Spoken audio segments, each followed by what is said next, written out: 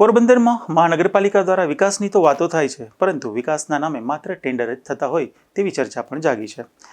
શહેરમાં 3 કરતાં પણ વધારે કામ એવા છે કે જેનું ટેન્ડર તો થયું છે, પરંતુ કોઈ પણ બહાના હેઠળ આ કામો શરૂ થતા નથી.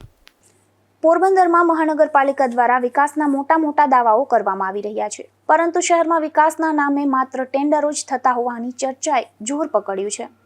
શહેરમાં 3થી પણ વધુ એવા વિકાસ કામો છે જેના ટેન્ડર તો થઈ ચૂક્યા છે, પરંતુ અલગ કારણોસર હજુ સુધી આ કામોનો પ્રારંભ થયો નથી. ટેન્ડર પ્રક્રિયા પૂર્ણ થયા બાદ પણ કામો શરૂ ન થતા શહેરના વિકાસની ગતિ સામે સવાલો ઊભા થયા છે. કરોડો રૂપિયાના વિકાસ કામોના ટેન્ડર થયા બાદ જો સ્થળ પર કામગીરી જ શરૂ ન થાય તો આવા ટેન્ડરોનો શહેરના લોકોને શું લાભ મળે તેવો સવાલ પણ ઉઠી રહ્યો છે. એક તરફ તંત્ર વિકાસના કામોની જાહેરાત કરી રહ્યું છે, તો બીજી તરફ ટેન્ડર થયા બાદ પણ કામો શરૂ ન થતા લોકોમાં રોષ અને ચર્ચા જોવા મળી રહી છે.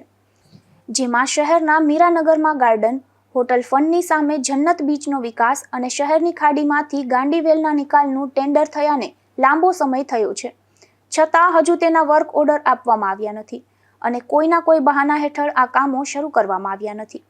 ત્યારે હવે જોવાનું એ રહ્યું કે ટેન્ડર થયેલા આ વિકાસ કામો વાસ્તવમાં ક્યારે શરૂ થાય છે અને પોરબંદરના લોકોને વિકાસની આ કામગીરીનો લાભ ક્યારે મળે છે.